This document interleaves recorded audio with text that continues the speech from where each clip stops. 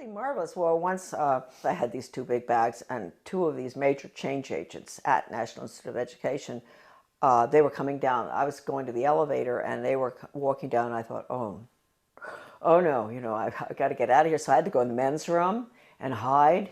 And I'd never forget that, hiding in the men's room. I thought, what if, there may be other guys coming in here, not just to the elevator. And anyway, nobody came in. They went down on the elevator. I came out and dumped the stuff in her car. It was not a really exciting job. It was mainly to see if the universities, the schools, the different entities across the country that were getting money, or around the world, from the taxpayers, that they were getting their quarterly reports in on time. That's all. It had nothing to do with philosophy. And so one day I ran across a grant to Lansing School District, Lansing, Michigan. This was University of Michigan connection with my office. And it was a values clarification program for first graders, elementary school. And it pre and post tested those little children about what goes on at home, what religion do you... And I looked at this thing and I thought, what on earth are they doing? And so I turned to this bureaucrat who was working with the GAO about financial things, and I said, look, we're doing waste, fraud, and abuse. I know that. But I said, take a look at this. Don't you think that this is pretty wasteful, fraudulent, and abusive in another way? And so he took a look at it and he said, oh my Lord. He said, this is horrible. And really nice guy, bureaucrat, Washington. People sometimes get after all the bureaucrats. They're not all that bad. Some of them are just like us, and they care. And I said, well, look, I'm only meant to be here 2 weeks, but could you give me extra time? Because I want to go through all these grants and contracts. And he said, you can have as much time as you want. So I spent 6 weeks up there going through all the stuff. And I can't tell you how horrible. First of all, even if you don't care about children, you don't care about education, you don't care about your country, you don't care about anything, people? Are there people out there who don't care about anything? They do care about their wallet, huh? You should care about this money that has been spent in the name of education. It's total brainwashing. Anything coming out of Washington is a total Marxist brainwash. And Marxism is the world of the future unless we stop it right now. I'm fired for leaking one of these documents to Human Events. It was the one that put technology into, with the computer on, with the curriculum on it. It was a grant going out to every single state with the computer curriculum for the state. Can you imagine? Designed by Washington and all the different government education associations. And within that big paper that I found, Better Education Skills Through Technology, it was called, Project Best. I found this one paper, this was sort of a draft, and it said, what we at the federal level can control and manipulate. That's a direct quote, colon. And then it listed, this is for us at the local level because we don't know how to run our own laws, and the state. I get fired. Then I write the president, I write Reagan, and I tell him what's going on in the department. And I said, you would be shocked if you knew. This place has got to be shut down, etc. And it was a long letter. I explained everything, that the U.S. Department of Education is a Marxist factory designed to destroy any semblance of good values, academics, etc., and to make sure our children march blindly into a socialist communist world government. That's the goal of the U.S. Department of Education. They didn't want anyone to know that Ronald Reagan had that letter. So I never got a reply. I tried to. I called Ed Meese. I went home, called Ed Meese, who was the chief counselor or whatever in the White House, and I said, I want to talk to you all. I want an answer to that letter. Finally, I went down and talked with Ed Meese's aide, Ken Cribb, and I said, he patted me on the shoulder, that way they do that. Oh, Charlotte, aren't you pleased to know the president got your letter? That's an admission right there. I know he got it because John Lofton, a journalist at that time in Washington, called his office, the White House, back in 1983 or something, and asked. And they said, yes, it's on his desk and he's marked it up. So let's get that straight. He had it.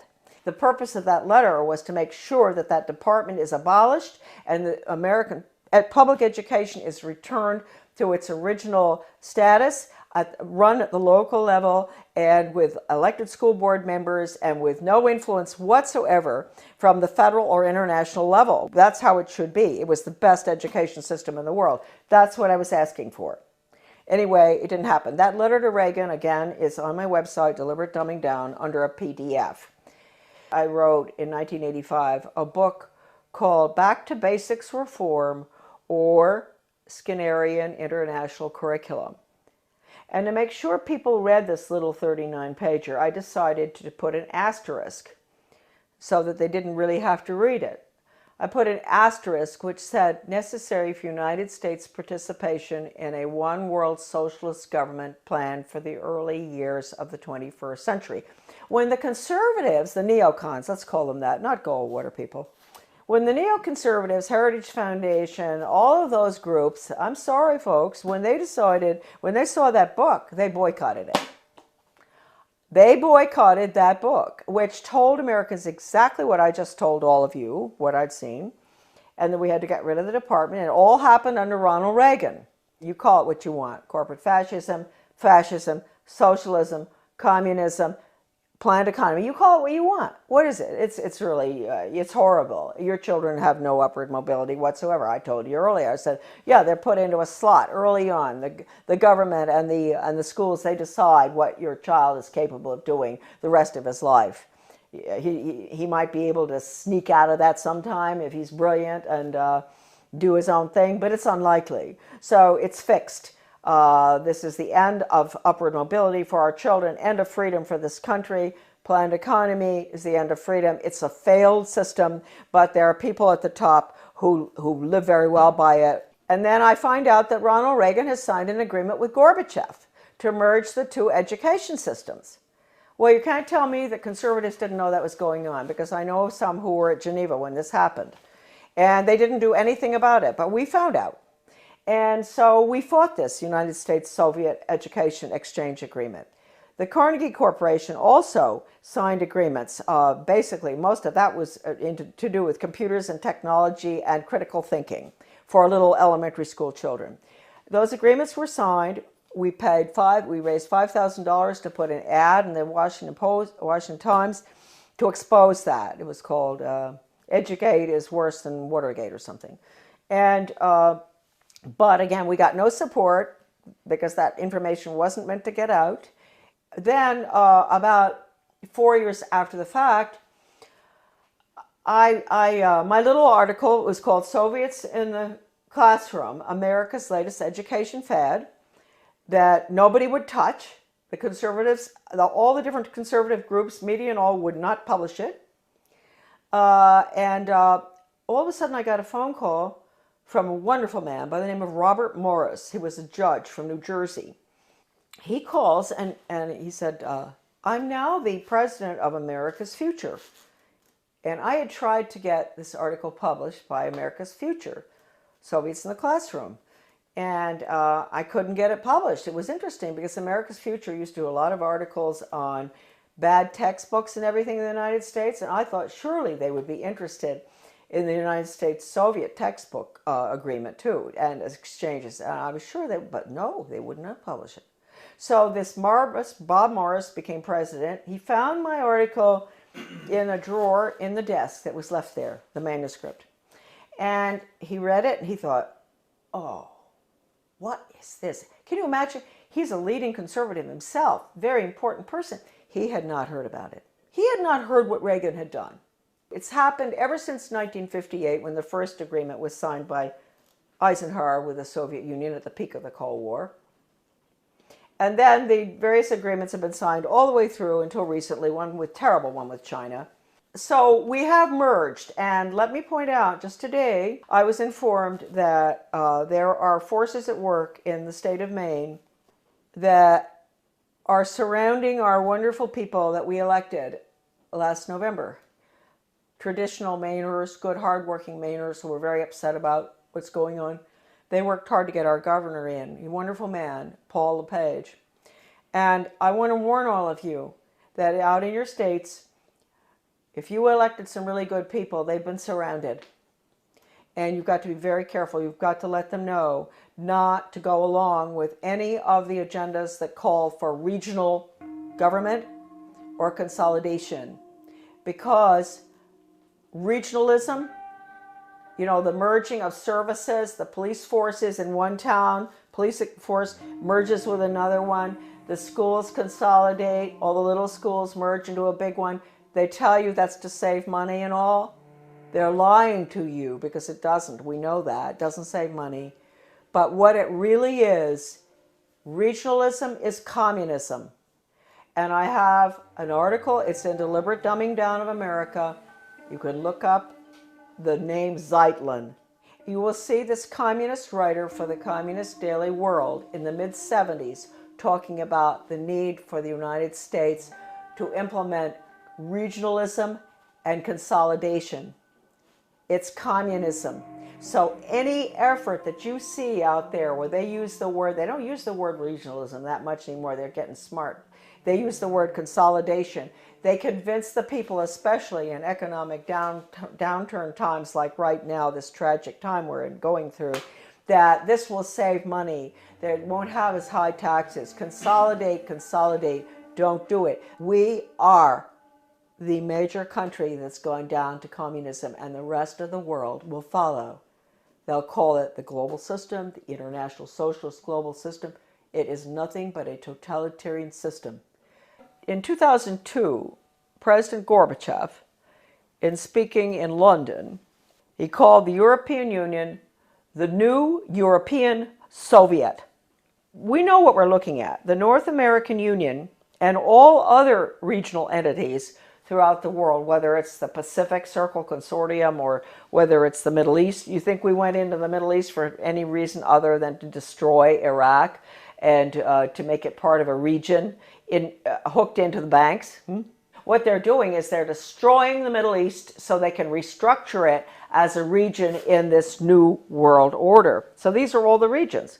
Their whole structure is based on the model, which is the European Union. So I ask Americans, what will you call? What would Gorbachev call the North American Union? He would call it the North American Soviet. How do we like that? Wake up. If there's anything that is important for you to remember from these videos today, is that we are at the end of the line. We are doing exactly what Gorbachev wants. Consolidation. Now, this is an interesting cartoon. This is regional government. This is the consolidation of schools, basically. And you see the little guy in the one-room schoolhouse, he's chewing a piece of grass or something. And he looks very happy. He belongs to Little Frog Lick Creek High School. He's chewing the grass with a smile. If you follow him through, you're going to see him looking more and more miserable as they merge his one-room schoolhouse to a 6-room schoolhouse, to 8 more schools, and then into a central school, which is a region. And then you're going to see him at the end. He's holding his left arm out, up like this, clenched fist, little hair, very unhappy. And his t-shirt says, Our Lady of the Benevolent Dictatorship, One World Global Training Corps. And then the last one, he has on earphones, you know, like you guys have all the time. Finally, he's smiling. He's connected to something with a wire. And it says, Interplanetary Carbon Unit Reprogramming Pod. Well, I saw that in a very liberal left education journal called Phi Delta Kappa. Many people will recognize that, 1983. The title of it is Consolidation, going from the small school to the central regionalized school, and which is what regional government is all about. And you know, you can get rid of all the parochial views that the children have in the little school where the parents can go, you know, the school board meeting is just across the street, the school, and all the parents know each other, the teacher, you know, it's a lovely atmosphere.